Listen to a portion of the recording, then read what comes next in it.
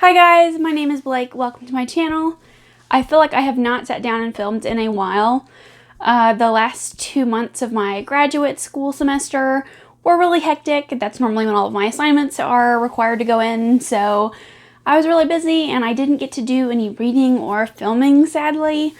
Well, I did get to do some reading, and that's why I'm bringing you my November wrap-up. And I had a really great reading month in November. I managed to read 5 books, which is pretty average for me, but I had a really great month in terms of quality. I read quite a few anticipated releases, and I had not 1, not 2, but 3 5-star reads, which is insane because I have not had the best reading year. I've not had very many 5 stars, and in fact this year I've read a lot of books that I didn't like.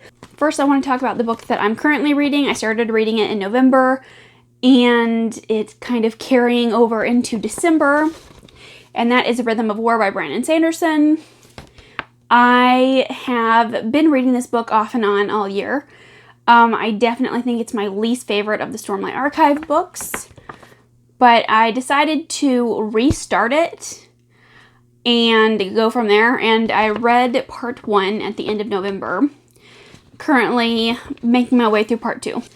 The next book I read is Before the Devil Breaks You by Libba Bray. This is the 3rd book in the Diviner series, and in this series we are following these teenagers in 1920s New York that have supernatural abilities, and in each book they face some sort of supernatural mystery. In the first book, a demonic serial killer came out of a Ouija board. And in the second book, there is a sleeping sickness. And in this 3rd book, there are ghosts that have taken over and they are violently hurting people. And our group is trying to stop them. I love the feeling that this book series gives me. I love the 1920s New York vibes. I love the creepy atmospheric vibes. I love how in every book we are kind of solving a mystery and each book kind of highlights different characters. And with our characters, we have a very diverse group, but also this book doesn't shy away from the horrors of the 1920s. It talks a lot about racism and politics in America at that time. My only complaint is that I feel like this book suffered from some pacing issues. The story kind of has moments where it seems really fast-paced and action-packed, and then there are moments where it feels a lot slower, and it felt like the climax kind of came at the middle. Also, I think the ending was really explosive. It broke my heart a little bit to read. The author does not hesitate to hurt your characters, and definitely, I don't want to say it makes me happy that she hurts my favorite characters, but I think that it makes the stakes high, it makes the stakes feel real, it makes you feel that much more connected to them. I will say at the very, very end something happens, and it feels like the story is moving in a different direction than what I was expecting. And I'm honestly not sure that I'm going to like that. Sorry, I'm being very cryptic. It's a spoiler. But in the 4th book, I think it's going to take a very different turn. I gave Before the Devil Breaks You 4 stars. Daughter of Sparta by Claire M. Andrews. This is a Greek myth retelling. And in this book, we are following Daphne of Sparta.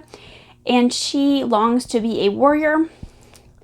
But one day, the goddess Artemis appears to her and tells her that something has gone missing off of Mount Olympus, and it's up to her to find it. This book is incredibly action-packed from beginning to end.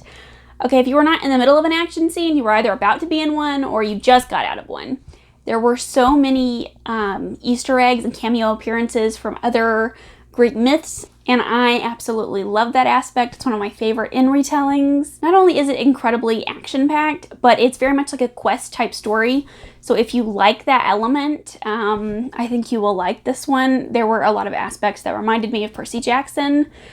Not that it's middle grade, it's not. It doesn't have the humor of Percy Jackson either, but it does have that very quest-based feeling. It is very action-packed. Every time you turn around, something new is going on. And it's really an easy story to get swept up in. In this book, Daphne does work with Apollo. I think we all know the Daphne and Apollo story. I was a little worried that it would be too romance heavy because that wasn't what I was wanting at the time. But don't worry, the romance always takes a back seat to the action if you are one of those people that doesn't like that romance as much. The romance does become more prevalent in the last bit of the book. My only complaint is the romance. I didn't mind that it was there, but I didn't like the way that it was handled. Daphne very much goes back and forth with herself about whether she likes Apollo or not. And that got a little repetitive there. This book is incredibly predictable, I will say.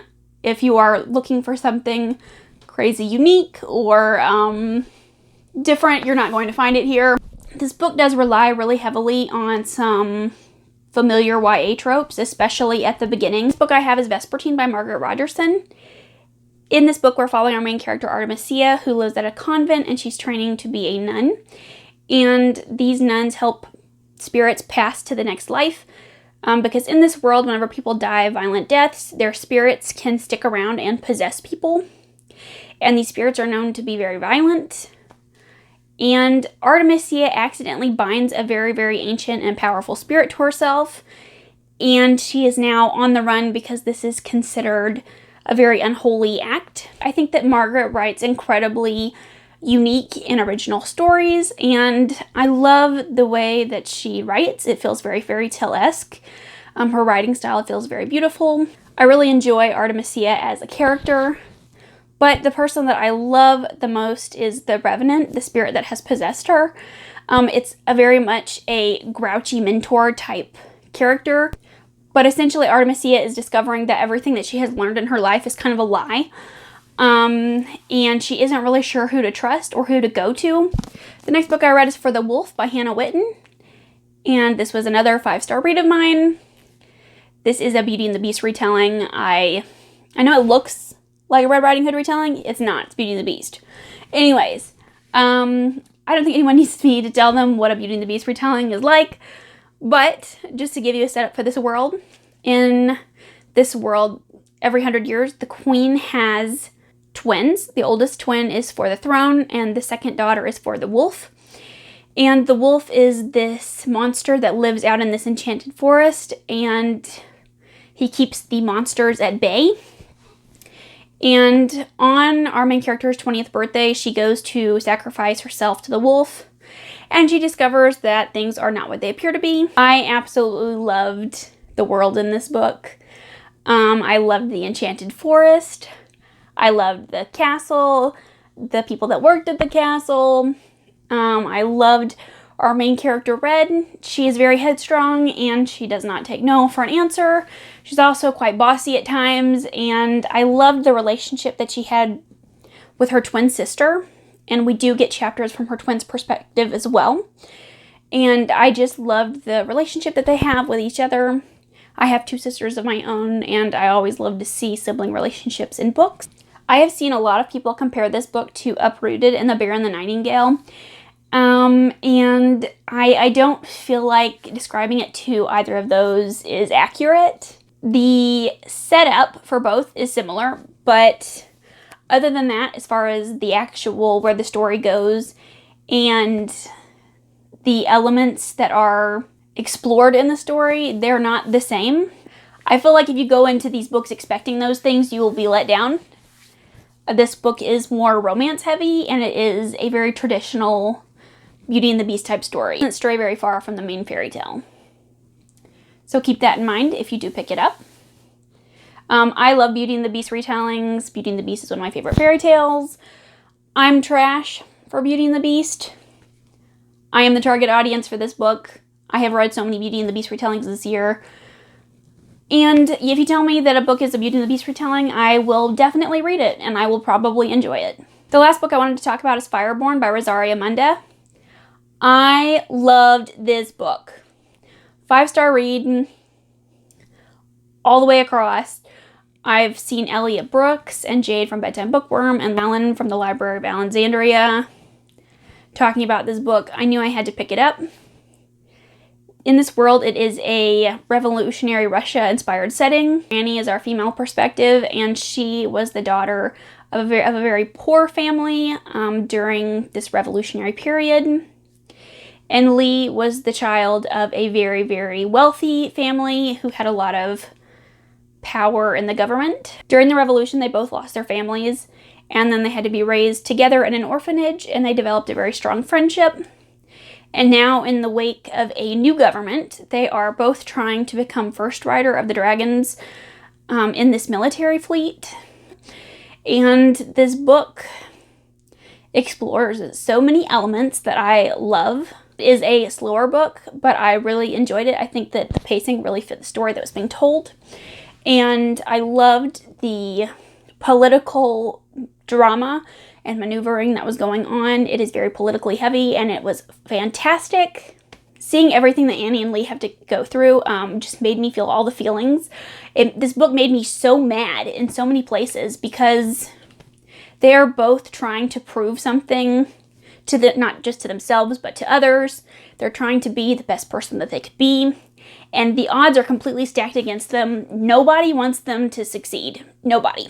This book talks a lot about class and equality, and this new government is supposed to be more equal than the last. And that's a really big question in this book is, are we really being treated equally? And is this new government better than the old? And I love seeing that explored in books, and I really enjoyed this, and I can't wait to read the sequel. That is everything that I read in November. Let me know what you guys read in November, or if you have read any of these, because I would love to know. And I'll see you again with another video soon. Bye!